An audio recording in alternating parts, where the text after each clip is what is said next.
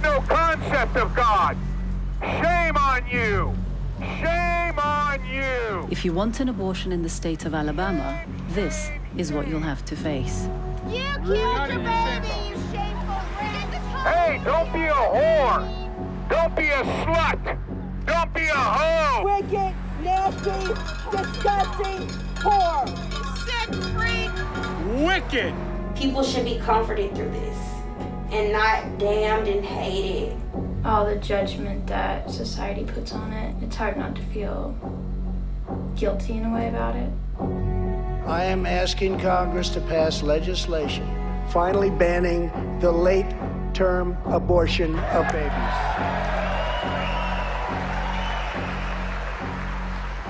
Donald Trump is the most anti-abortion president in years. Do you believe in punishment for abortion? Yes or no, as a principle? There has to be some form of punishment. Now, a vicious political fight for control of the Supreme Court could see abortion being banned entirely for millions of women across America. And that's what we're going to do. We're going to fill the seat. That's a good idea. Performing abortions in America can get you murdered. I'm coming face to face with people convicted of anti-abortion terrorism. I knew that I would be coming against these abortion chambers with destructive force. I knew that I would destroy them. And the anti-abortion campaigners who celebrate these attacks. When they bomb an abortion clinic or burn an abortion clinic, I think the Army of God has done a marvelous job. I'm meeting the medical staff who risk their lives to provide abortions. This building's been bombed. It's been flooded. And the women who face the harshest choices of their lives. It's living, Deeyah. It's living. It's kicking.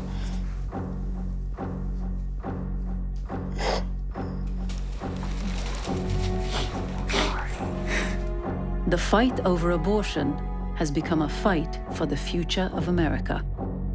Ma'am, this doctor here is an abortionist. Don't you deserve better? It's a war on children. It's a war on a human being in the womb. I know that with this upcoming election, that's what we have at stake. It's gonna hurt women. This is the battle, the soul of the country, right?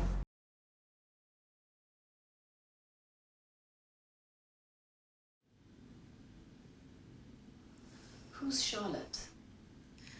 Charlotte was my daughter. I was pregnant with her beginning in 2012.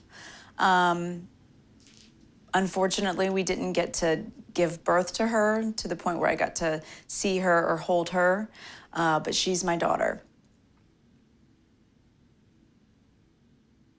When Trinity was 18 weeks pregnant, a routine scan found her fetus had 3 lethal medical conditions. She was told the best option was to have an abortion to avoid the baby suffering. Incompatible with life, that phrase.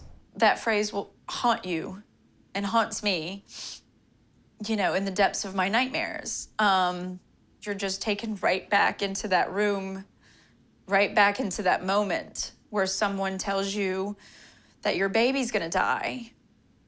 They put the needle through your belly, into your uterus, and into the baby's heart. That was the moment that you know that she's going. It sounds crazy and it sounds silly, but I wanted to see it beat for the last time.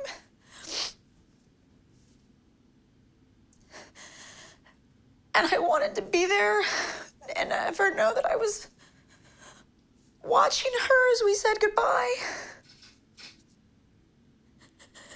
And it just seems so surreal. I'm just so lost. I just don't know, do I get to feel like I lost a baby? Because I felt like in some way I didn't deserve to be sad.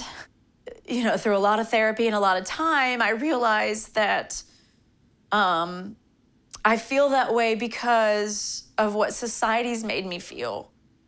I know that other people are forced to come out of a clinic and have people yell at them and call them murderers and tell them that they've murdered their baby and call them horrible names and wave signs in front of them and yell at them. And I just can't even imagine what I would have done. I can't imagine what my husband would have done at that moment if we would have been wheeled out and somebody would have been standing there in front of us, picketing us. This is a country where you can be vilified and stigmatized for having an abortion. For decades, the Supreme Court has protected the right of a woman to choose with the landmark decision Roe versus Wade. But the death of Justice Ruth Bader Ginsburg has led to a battle for control of the Supreme Court. That's what we're going to do. We're going to fill the seat. That's a good idea. These legal struggles could have far-reaching consequences for American women. It may even mean abortion is one day banned across much of America. I'm heading for a front line in the war on abortion. Only 3 clinics regularly provide abortions in the whole of Alabama. Patients who arrive at Alabama Women's Center in Huntsville have to be shielded by these people, known as clinic defenders, because every day, just yards from the clinic entrance, are anti-abortion protesters. Nasty whore! Shame on you, you wicked devil, baby murderer! You're worse than Jeffrey Dahmer, you sick freak! The clinic defenders are all volunteers who work here because they believe in the right of women to choose. A clinic defender is someone who's going to stand out here and put ourselves in between the patients and these protesters. Yeah, I'm talking to you, Dad. Shame on you. I know that they have to be extremely brave to even pull into this parking lot some days. You deserve to be stoned! There's 15+ protesters out there screaming. Wicked. Vile. I love it! Disgusting. They're making a big decision already by coming here. And they come into this parking lot and this is what they're met with. This is what equal access to healthcare looks like in Alabama. Disgusting. Walking around naked, showing off your thighs and your legs, nasty whore. I wish they would understand that not everything is black and white, right and wrong. I pray that every woman that opens up her nasty, disgusting disease vagina to have a baby ripped out of their womb, I pray that they bleed to death. This is it. This is the life at the clinic. This is an everyday occurrence. Welcome to Alabama. Having an abortion can be stressful and difficult, and the staff say the protesters make things much worse. Someone coming into something like this for the first time, it can be scary. And they come in a lot of time flustered, angry, crying. This is Morgan. She's decided to have an abortion because she has no financial means to bring up a child. How are you feeling? Nervous. I knew immediately what I was going to do, but it doesn't make it any easier just thinking about it and all the judgment that society puts on it and everything. So it's gonna weigh on my life for a really long time just thinking about it. The vast majority of patients who come here are less than 10 weeks pregnant, and they're given a pill which induces a miscarriage. Before we give you the first dose of medicine, we always like to be sure that you're absolutely certain this is what you want to do. This one is the one that you're going to swallow.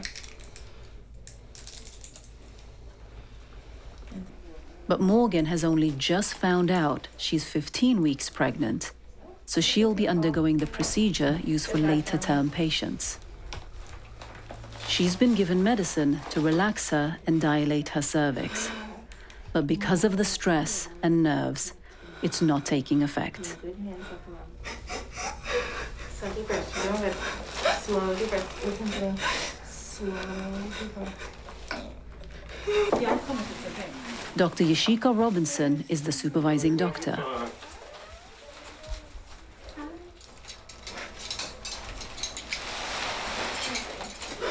a lot of pressure, okay? The first thing that you're gonna feel is just cold sore. Tell me what's going on. Are you feeling pain right now? No.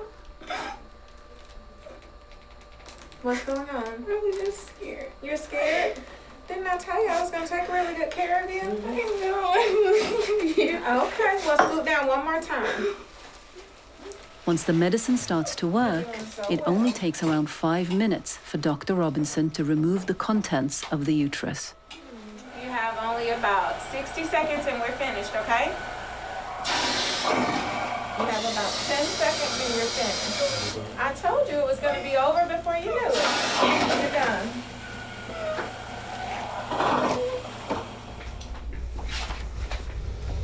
How are you doing? It's better than I expected. I think that the worst part was just waiting and anticipating. I know when I came in to talk to you the first time, you said you was really nervous and you were worried. And then when I came back in, you was really worried. But you did very well. But if you have any concerns after you leave, I want you to make sure you call us, okay? All right. Dr. Robinson is medical director of the clinic, in charge of everything that goes on here, and her partner Dalton owns it. This is one of the few abortion clinics in the whole of America which is owned and run by people of color. I am a proud abortion provider. I'm unapologetic about the care that I provide for my patients. I can understand where these women are coming from because I'm interacting with them on a daily basis and I understand the circumstances that go into them making these decisions. For some women who come here, this is one of the worst days of their lives. Sarana has recently had her 20-week scan. She's been told her fetus has a series of major medical disorders, and it's very probable it won't survive. Oh, wow. I don't know, just disbelief, shock, just hurt, I can't believe it. Never been through anything like this. I guess it's just a worst nightmare for any mother. Do you have other children? Yes, ma'am. I have an oldest son. Wow. He'll be 13 and he's looking so forward to being a big brother. He was looking forward to being a big brother.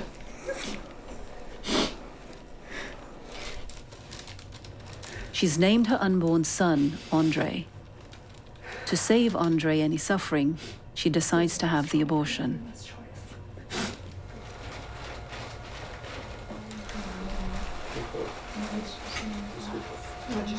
A counselor is on hand to comfort her.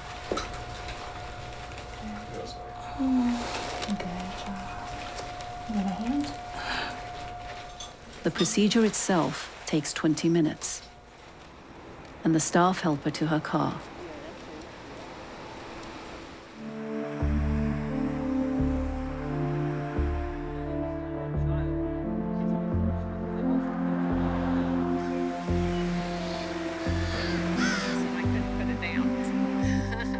Dr. Robinson's clinic mostly serves the rural, poor, and African-American communities of Alabama. What we're going through right now, our current economic situation, people are already struggling just to put food on the tables. You see people waiting in long lines just to get food from food banks. You know, we're almost like social workers or social service providers for these patients because their needs are so great. One day, Alex comes into the clinic. She's in a same-sex relationship and already has a young daughter. She tells me she's decided to have an abortion because she was attacked and raped just outside her apartment by two men she didn't know. Because of the lack of available clinics, Alex has been forced to drive 10 hours to get here. Although she can barely afford it, she's had to stay in a nearby motel.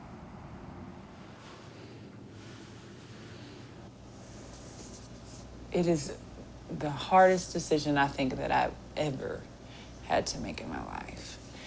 Had I just had sex with two guys, I would be like, okay, yeah, of course. But I don't know those people.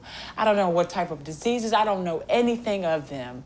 And I know that I have been through so much mentally that I would always look at that baby and say that this baby was not made in love. I think back to the pressure that they were applying to my anus and my vagina. That's what I think back to. And I know I am forgiven. It was the most hurtful thing. So this is my uterus, I'm my own woman, and this is what's best for me. It's the right thing to do.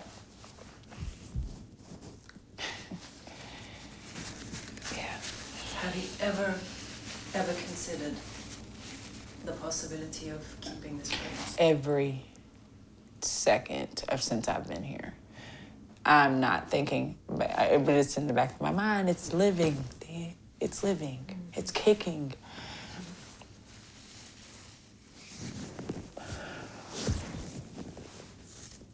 I don't think I want to talk anymore.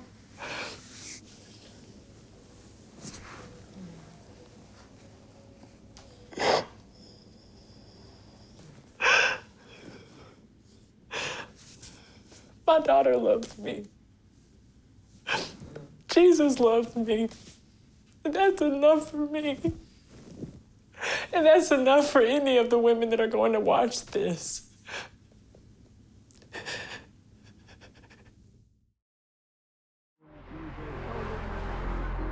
So you first created a family before you created The protests that dog Dr. Robinson outside the abortion clinic follow her wherever she does her work. 10 minutes away, she also runs this maternity and baby center. She's an obstetrician and gynecologist, providing the full range of medical care for mother and child,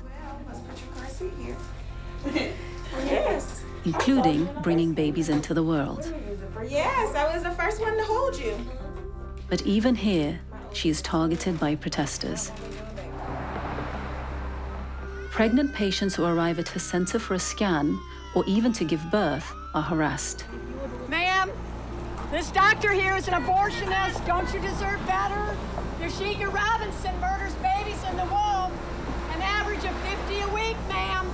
Dead or alive, Deeyah Robinson does not care. Dead or alive. Don't you deserve better than Dr. Death? Think about it. Dr. Death here. Think about it. This is Carol Henderson, the wife of the local reverend who organizes all the protests here. There's never a reason for a woman to have an abortion. If they obeyed God's commandments and not fornicate, they wouldn't get pregnant, would they? Hey, Josie. Staff inside the clinic have to be continually vigilant. When the protesters show up, and sometimes if there's nobody out there, they'll block the driveway. So we'll have our OB patients coming in. Sometimes they're pretty distraught by the time they get in the door. They're crying because they say that the driveway was blocked and they couldn't come down the driveway, or that, you know, somebody touched them or got really close to them, and it kind of shakes them up. The stress that they are putting on these pregnant patients who are trying to just have a healthy pregnancy it's just mind-blowing. Do you not feel it's disrespectful of the women that are going in here who just want to have their child or who are coming? That's not disrespectful. Telling them the truth and informing them. Don't we all want to be informed before we do something? The protesters tell me they once persuaded a woman not to have an abortion. And this woman is now a fellow campaigner. She is so thankful. She is so thankful. Her fourth child was a little girl. She had 3 boys, and now she has a little girl. And she is thankful. Why not? Why would she want to? Well, she can tell her story. She doesn't want to tell you her story. Thank you. Why not?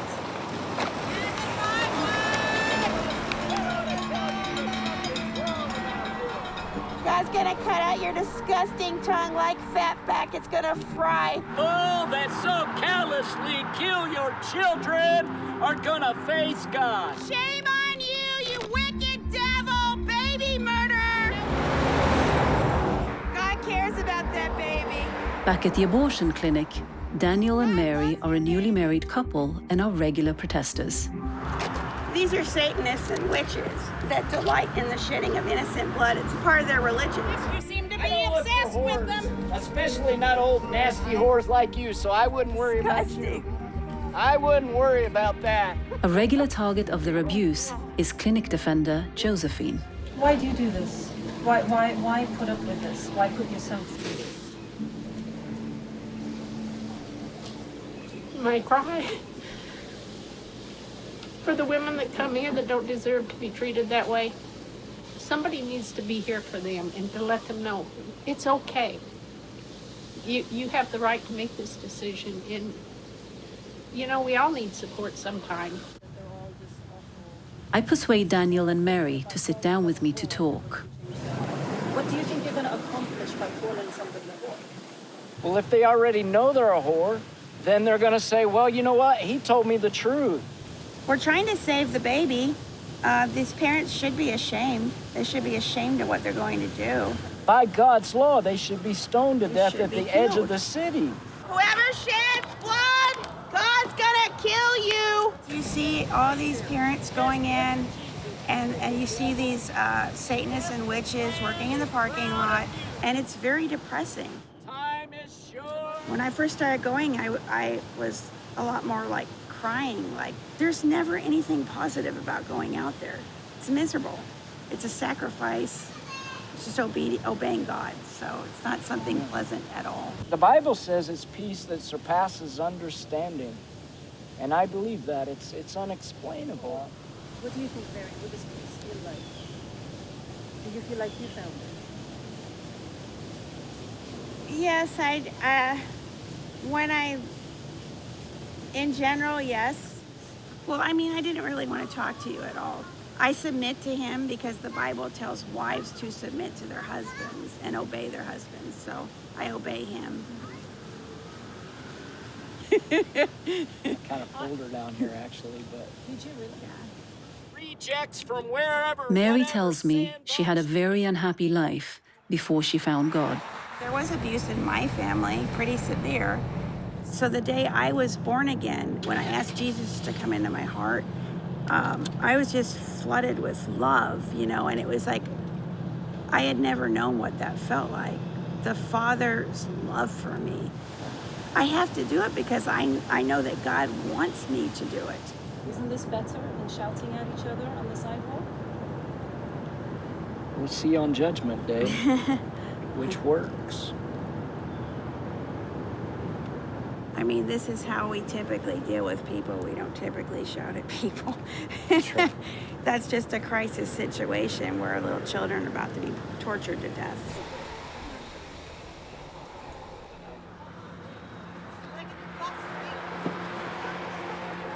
One day, a group of evangelical street preachers arrives from out of state to join the usual gang. You are an abomination. Not your sin, you. That's where you kill your baby. Hey, don't be a whore.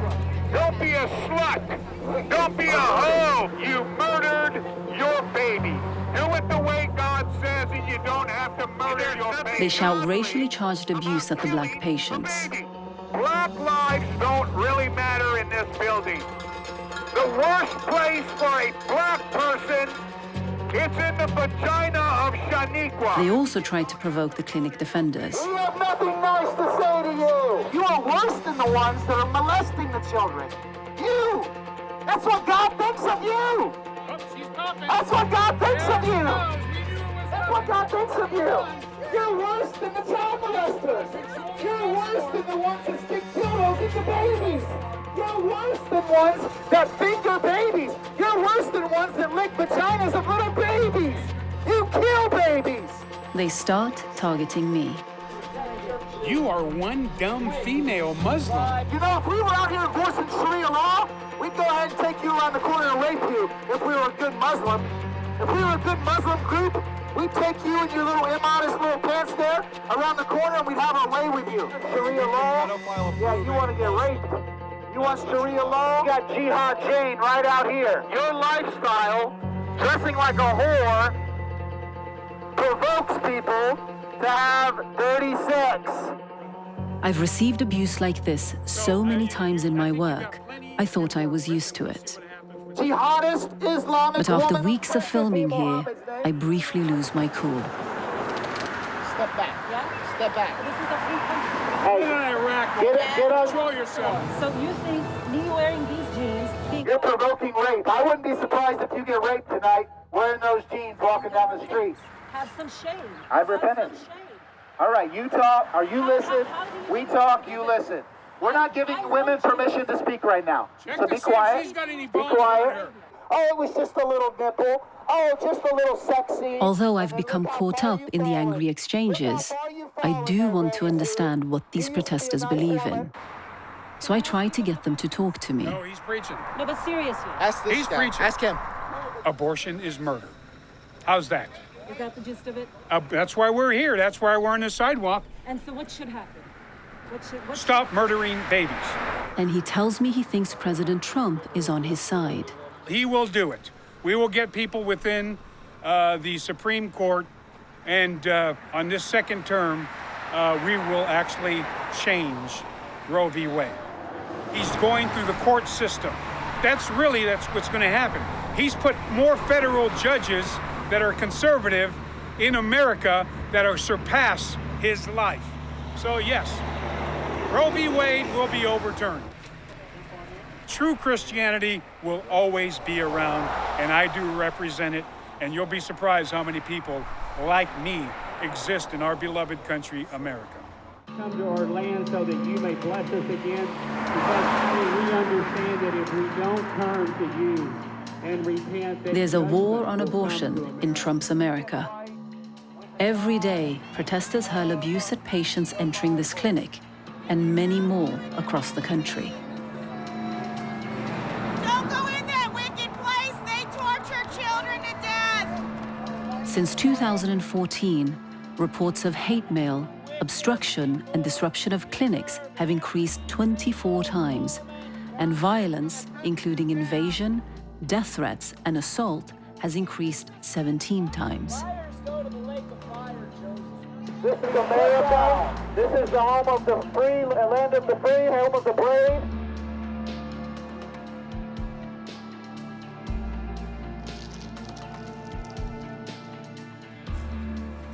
I've been filming with Dr. Yashika Robinson and her partner Dalton.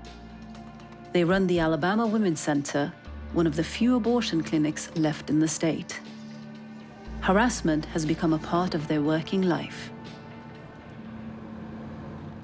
I mean, I take the precautions that I can to make sure that I feel safe and that my family feels safe. When I pull up to the hospital at night, I make sure that I park in the front of the hospital in a well-lit place. I never park on the back side of the hospital. I check my surroundings before I step out of my vehicle. I also know that it's important that I'm outspoken about what is going on. When there's nobody that's willing to speak up, it makes it very difficult for us to fight for what we know our patients need. I can't do that and hide my face. 2 decades ago, there were over 20 abortion clinics in Alabama. Now, there are just 3, and they're under siege. It's not just the protesters on their doorstep. The war on abortion is also being waged to the state legislators and the courts. Alabama clinics have to operate under tight restrictions. Patients have to attend at least 2 appointments spaced out by 48 hours before the abortion can go ahead. Hello, I'm Dr. Robinson. I understand you plan to do the pill, is that correct? Because she is early in pregnancy, Misty can take a pill which will induce a miscarriage. But the restrictions have made things much more difficult for her. I greatly appreciate it. You are so welcome. It's 3 appointments for me to come here, and they have to be spaced out. They have to be at least 48 hours apart. They have to be all these things. So we just make it ridiculously difficult. And they're continuing to try to do that more. Another regulation is that the patient must undergo an ultrasound and be offered the option of seeing what the fetus looks like. The men who make these rules, they add an extra ultrasound so that you have to hear a heartbeat, so that you have to think about that part of it, and you can't make your decisions based on emotion. You know, you have to make your decisions based on fact. They make it more difficult, so you won't do it. They take away your choices. They want to play on your heartstrings. Another issue is the increasing costs of an abortion for people living on the breadline. Alex, who'd earlier shared with me that she'd been raped, has left the pregnancy until its 20th week. Why did you wait so long? I honestly didn't think I would have funding, and we were saving so much money to do it. You didn't have the money for the abortion? No. In the end, she was one of the lucky ones. A private pro-choice organization agreed to pay her expenses for the operation. But now she has another trial to face. Because her trip is over a weekend, the delay imposed by the law means she has to wait almost a week in Huntsville before the abortion can go ahead. This is what's really hurting me about the situation, being here in Huntsville with this, because it's been a week. And so I'm dealing with this a week later. That's hateful. That's hate to me. So I'm done.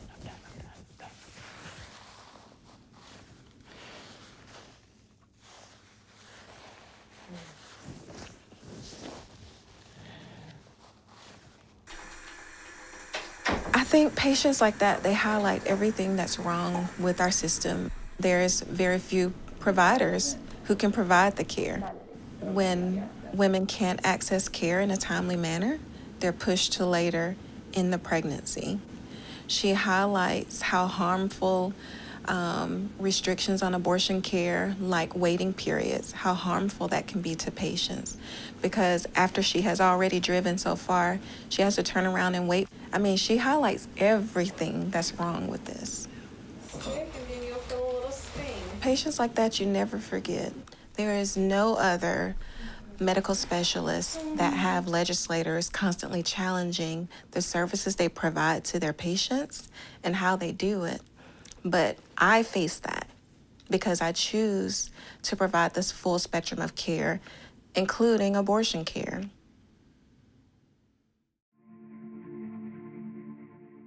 Across the whole of America, the physical threat to abortion providers is real. Since 1977, there have been 11 murders, 26 attempted murders, 42 bombings, 189 arsons, and thousands of other lesser crimes directed at abortion providers. I've come to Kansas to visit a clinic that suffered brutal violence over the years. It's easy to find the Trust Women's Center in Wichita because of the giant anti-abortion van, and once again, the protesters hanging around outside. Okay. Well, So good luck. what are you doing here today? We're saving lives out here. We are trying to convince women that they don't have to kill their child. And what is happening inside is the violence that you see on the side of the truck. That's the truth truck, by the way. We call that the truth truck. In the war on abortion, this clinic may be its ground zero. Hi. Hi, how are you? See, I'm Julie. Julie Burkhart and her staff are under perhaps the greatest risk of any clinic workers in America. So there are no windows in this building. That's correct. We have just a few windows, but they're high up. And the reason for that is if there was ever a sniper, we would be able to keep staff a little safer. This building's been bombed. It's been flooded. There's the one death threat that's still really, I think because it was so graphic, following me, dragging me out of my car, and beating me to a bloody pulp. We live and breathe this every day, you know, to help other people. Someone wants to drag you out of your car and beat you to a bloody pulp. It's like, and you're a Christian? How could you love someone? How could you say that to someone? It's just, how? Like, how do you think that is okay? I'm not gonna live in fear. I mean, I hope no one murders me because I think I could have a long life. It, you know, makes me want to do it more. It gives me that, it gives me my power back. Everyone here is haunted by the memory of an atrocity. The clinic was founded by Dr. George Tiller. For decades, he was the premier hate figure of the anti-abortion movement because he provided abortions to women late in pregnancy. Dr. Tiller, he was my boss. He was my mentor. He just really wanted, people to be able to live their best lives. In 1991, thousands of protesters staged sit-ins for 6 weeks outside the clinic. In 1993, he was shot and wounded by an anti-abortion extremist, Shelley Shannon, but he was soon back at work. Is this going to change anything about the way you do business here? I don't think so. I have the wonderful opportunity to go to work and help people today. The pressure was intensifying.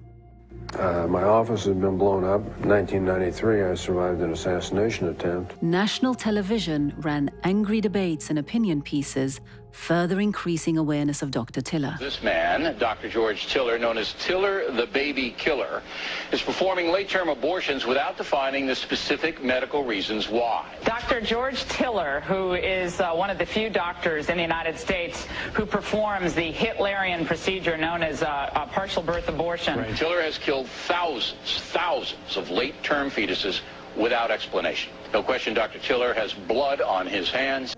No, it's Tiller the Killer is Tiller the Baby Killer, which is what he is known by. Tiller the Baby Killer. Absolutely. He's known by that for certain groups. And I'm not supposed to report that? We knew he drove an armored vehicle, had a bulletproof vest. Just the walls were kind of closing in. In 2009, they finally got him. Dr. Tiller was shot dead at his church by an extremist called Scott Roeder. At his trial, Roeder defended his actions. I did what I thought was needed to be done to protect the children. I shot him. Did Dr. Tiller drop to the floor instantly? 2 or 3 seconds later, yes, he did. The lives of those children were in imminent danger. If someone did not stop George Tiller, he was going to continue as he had done for 36 years prior to that time. He was sentenced to life for first-degree murder. At first, the clinic was shut down. But then Julie took the decision to reopen and carry on Dr. Tiller's work. If I don't stand back up and other people don't stand back up and push against these fanatics, then they will take us over.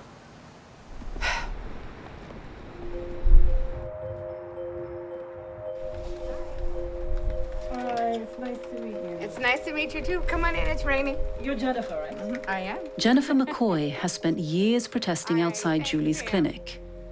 All right, bye-bye. Good. We're gonna take my car right there. So you never skip a Friday? No. Why not? Because you miss an opportunity to help somebody else. I've been outside this place a good 25 years. I call it the mill because I feel like that's what it is. It's a kill mill. And I've known Julie for as long as I've been out there. I'm fairly certain she dabbles in the satanic world, or at least Wiccans.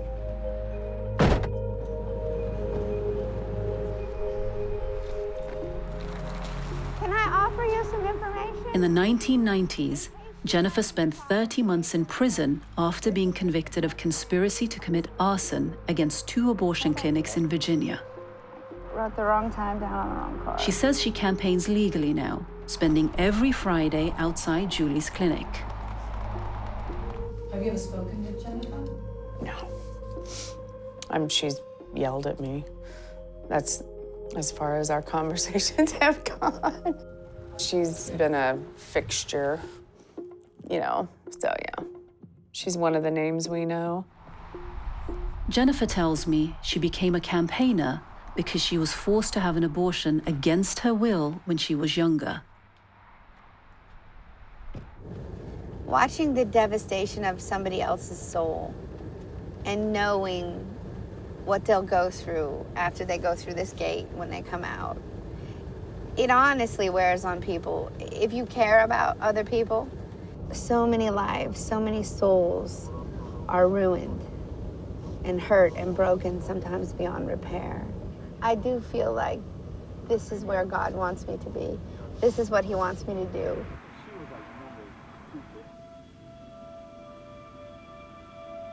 Scott Roeder, the man who murdered Dr. Tiller, has links with a shadowy anti-abortion network called the Army of God. Often when people carry out attacks on clinics, they claim they are doing it in the name of the Army of God. Since the early 1980s, many bombings, arson and acid attacks on clinics, as well as the murder of at least 3 abortion doctors, have been carried out by domestic terrorists using the name the Army of God. 2 bombs exploded last month at an Atlanta clinic where abortions are performed.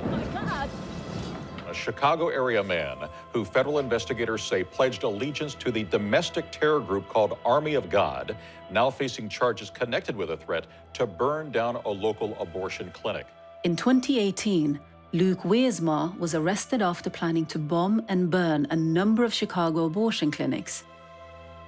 They say he is a self-professed member of the Army of God that federal agents consider to be a Christian domestic terror organization. He was imprisoned for a year and a half. The Army of God's website openly celebrates the murder of abortion doctors and praises the killers.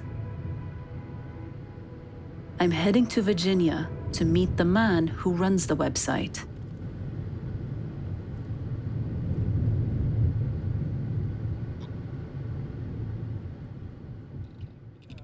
Donald Spitz is an ordained Pentecostal minister. He tells me that the Army of God is just a name which people use when they carry out their actions.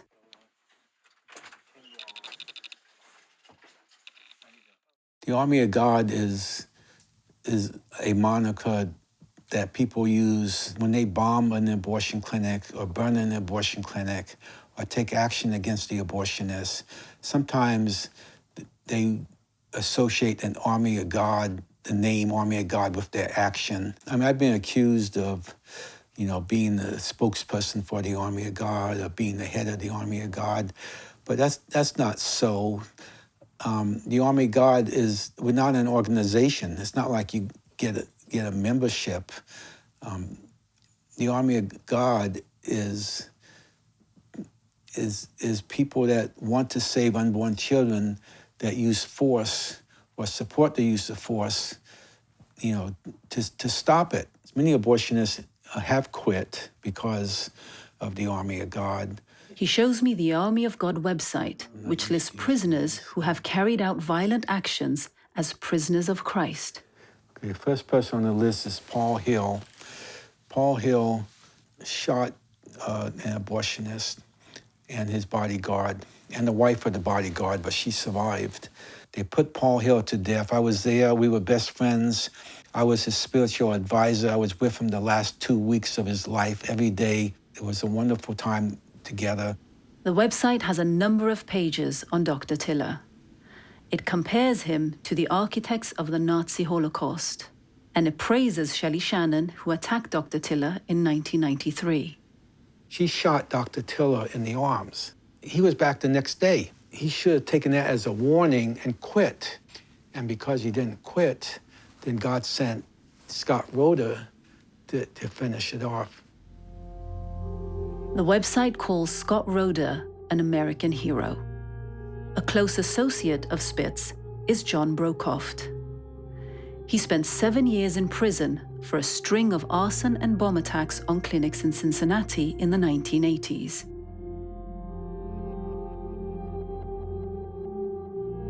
He also agrees to meet me.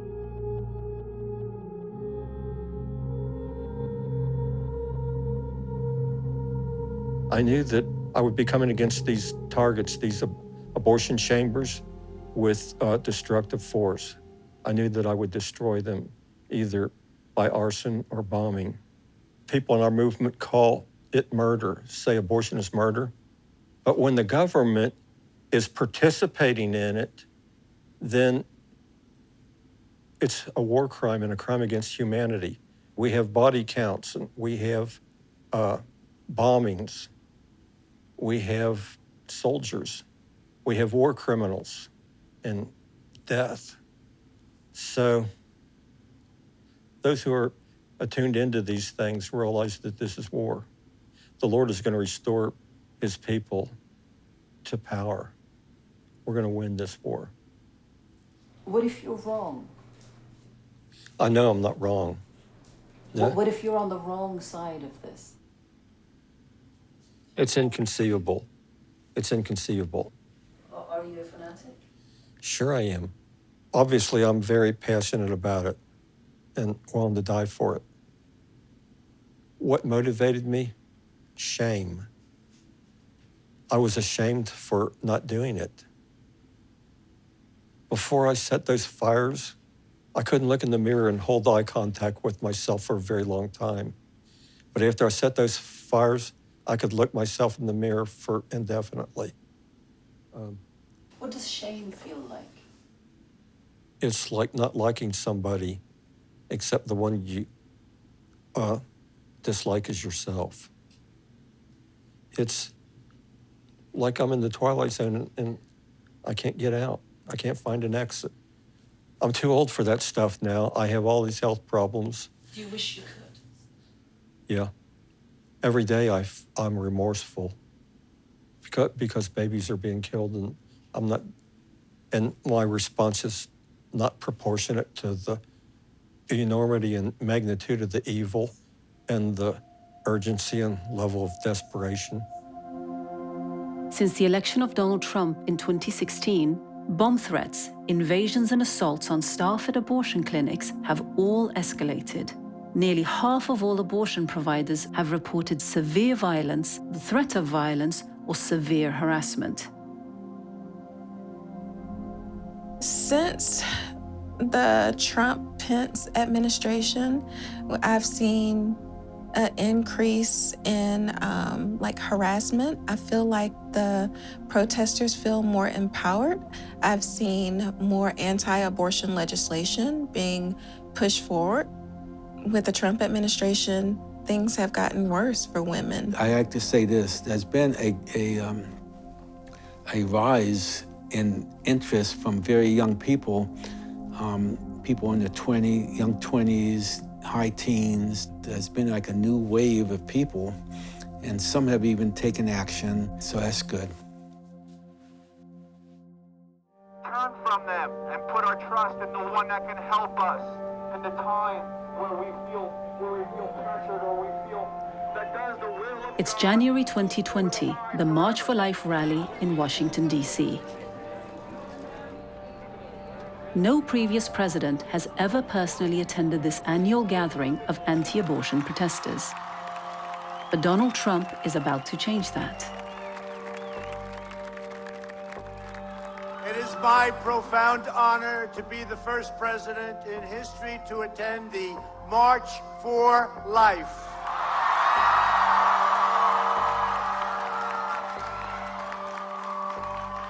We're here for a very simple reason: to defend the right of every child, born and unborn, to fulfill their God-given potential. Donald Trump says he's opposed to abortion unless it's to save the mother's life or in cases of rape or incest. In his time in office, he's restricted funds for organizations that provide abortion and placed conservative judges on the Supreme Court. And we will win because we know how to win.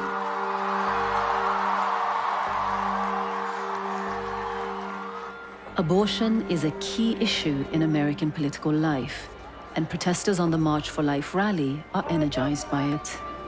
A physician or a doctor whose job is to help prolong someone's life. That's a doctor or physician's job. It's a human life. They should deserve all the rights and privileges, even though they're not yet come to full term. I just feel that people who aren't able to stick up for themselves should have someone to represent them. I believe thou shalt not kill. Okay? Thank you. I meet up with Jennifer McCoy again. She's a protester I'd met in Kansas, and her friends Catherine Ramey and Joan Bell. They're all long-term anti-abortion activists. And I'm a pacifist, so I would never do anything. I use direct force. I have disarmed murder weapons. I have cut the cords and ripped them out of abortion machines and cut the wires of autoclave machines so they couldn't do abortion. I believe in that. Nonviolent direct force. That's what I personally believe in. While filming in the Alabama Women's Center, I'd met women who said they'd been raped, such as Alex, and staff told me of distressing cases of incest. Well, we had a little girl come in here once. She was 11 years old. She had got raped by her mama's boyfriend. And I just knew that little girl couldn't go through this. You know, she's not even developed yet. Her little body was so fragile. So it wasn't right. I asked the protesters about these kind of cases. Is abortion ever okay? No, never. Never? Never. No. Never. So incest, rape? No, of course not. No. Of course not. Oh, no, because why should a child be punished? Why should the baby get the death penalty? She can give her baby up for adoption. You believe in justice but that's a forced pregnancy. I mean, you're forcing a woman to endure a pregnancy. You know, we all go through circumstances in life where we are forced to endure something awful. But the 12-year-old girl who's been raped and you're forcing her to go through a pregnancy, because she's a human being. We don't want her to cooperate with a murder. Abortion betrays her humanity. We ought not to decide that everybody can do completely what they want to do. So why not just leave it up to the individuals to make that decision? I'd like to get out there and start getting signatures. That's what I'd like. Well, no, I agree. At the last election, those who voted for Donald Trump included 8 out of 10 white evangelicals. I've come back to Alabama to talk to a man who is both an ordained minister and part of the Republican electoral effort. Good to see you. The Reverend James Henderson and his wife Carol are the organizers of the protests outside the Alabama Women's Center. We're here for the public to see that people do care and people are out here, and influencing public opinion is important. And with that help, we have seen 4 abortion clinics in Huntsville close. We were particularly proud to get Planned Parenthood out of town. He was a Trump delegate for the 2016 election and says he met him at a campaign rally. I'm confident that he will exert pressure to make abortion totally illegal once and for all in Alabama. Later, at his home, I asked the Reverend Henderson why he supports Donald Trump when so many allegations of un-Christian scandals have surrounded him. Well, if you look at biblical examples, take King David, for instance, he was not really such a nice guy. Adultery, to me, that's a good analogy. God can use people who have attributes that we might not really care for, but if they have the strength and are willing to take a stand on certain issues, and Donald Trump has certainly done that with abortion, a lot of basic values that a lot of us believe in. I felt he was the Lord's choice, and I still do. State Senator Jen Jordan of Georgia is a passionate critic of Republican policies on abortion. But no matter my faith, my beliefs, my losses, I have never, ever strayed from the basic principle that each woman must be able to make her decisions in consultation with her God and her family. I think that this is about mobilizing part of the base evangelicals that are opposed to abortion, and this is their #1 issue. How do you get them to come back out and vote? How do you get their support? How do you energize them, especially when we have such a morally bankrupt president? Well, you say it's okay by saying but we were able to get abortion outlawed, and really kind of the political deal making that's happening, and it's happening, off the backs of women. All of it comes from a very deep place of distrust of women. I hate to say it, but it's kind of the whole idea of Eve's original sin, right? One of the big dividing lines of the upcoming election is the practice of late-term abortions. For the past 4 years, Donald Trump has falsely accused his Democrat rivals of advocating abortion even up to the point of birth. what Hillary is saying, in the 9th month, you can take the baby and rip the baby out of the womb of the mother just prior to the birth of the baby. At his State of the Union speech this year, he promised to pass drastic legislation if re-elected. I am asking Congress to pass legislation finally banning the late-term abortion of babies.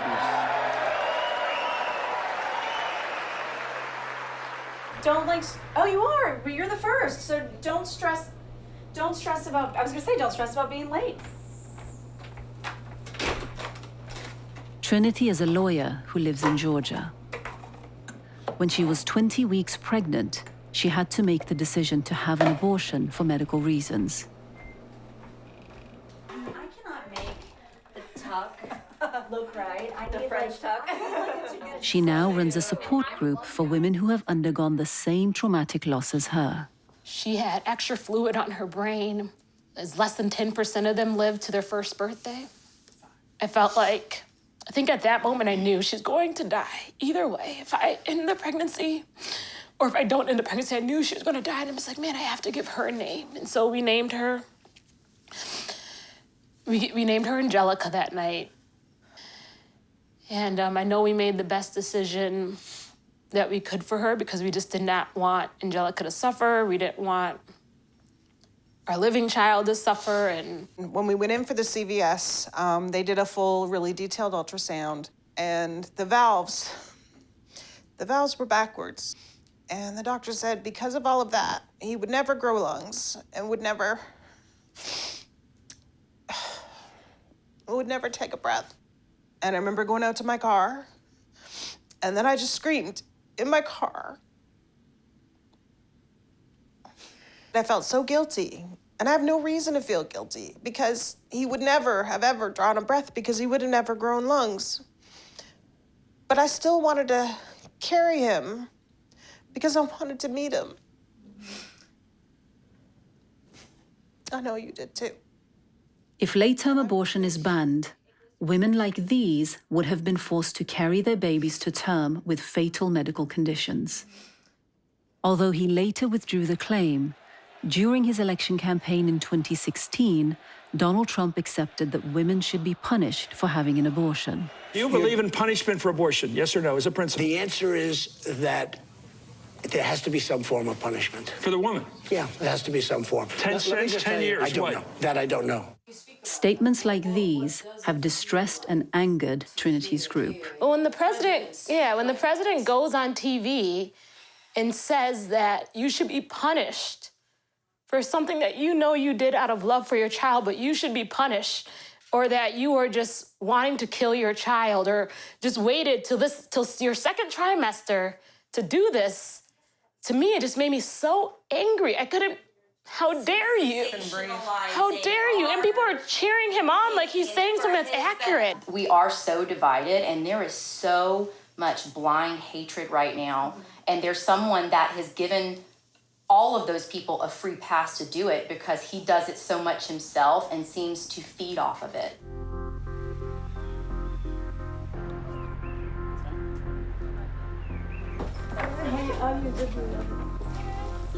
I head back to Dr. Robinson's clinic in Huntsville. A high percentage of her patients come from the poor, rural areas of Alabama.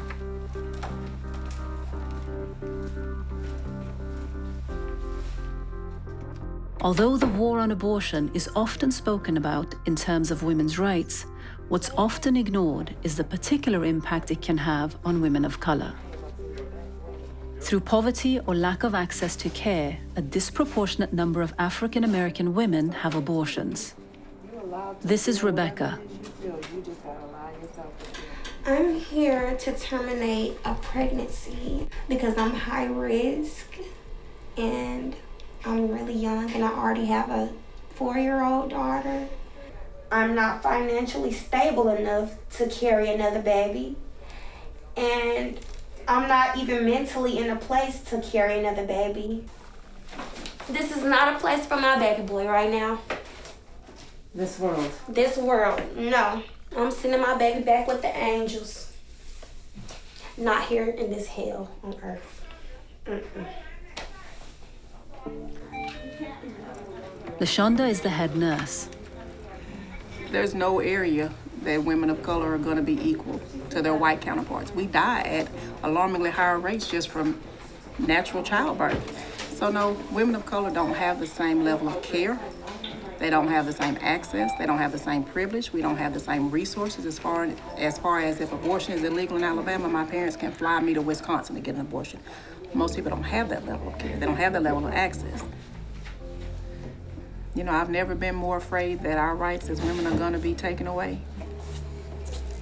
Dr. Sanithia Williams works alongside Dr. Robinson at the clinic. You are told that somehow it is wrong for you not to continue your pregnancy, but you don't have access to housing. You don't have access to healthy, nutritious, affordable food. You don't have access to safe living areas for your children to play. You're basically told by your government that you gotta just figure it out.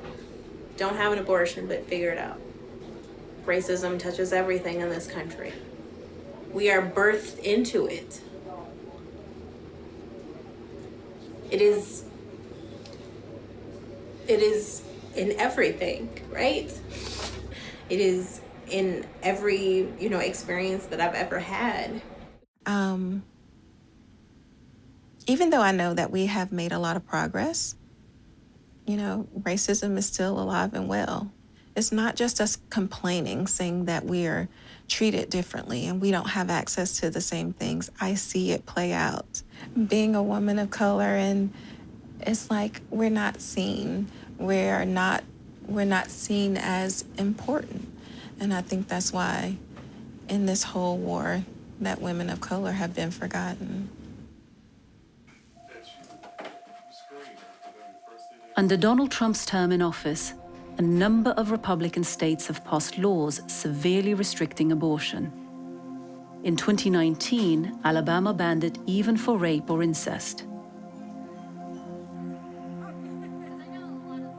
None of these state laws can come into action because they're overruled by the landmark Supreme Court decision, Roe versus Wade. But just as I finished making this film, the nightmare of America's abortion providers came true.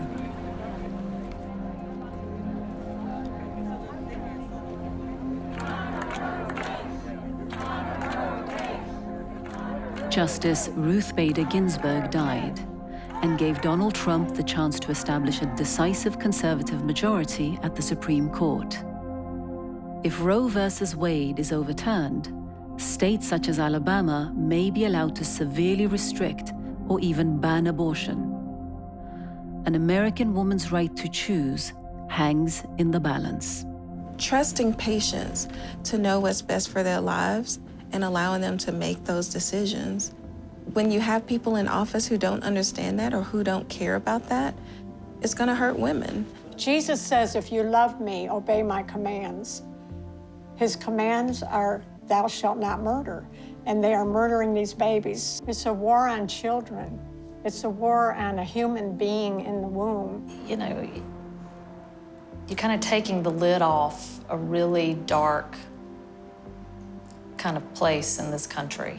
This is the battle, the soul of the country, right? And maybe we aren't exactly where we thought we were. It's such a tragedy that we can't just let it be. We just have to do all we can.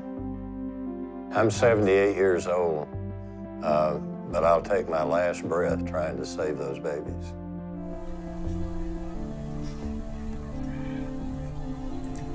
What can I do? What do you need? Nothing. I don't want anything but for this to be. I can't carry it a day longer.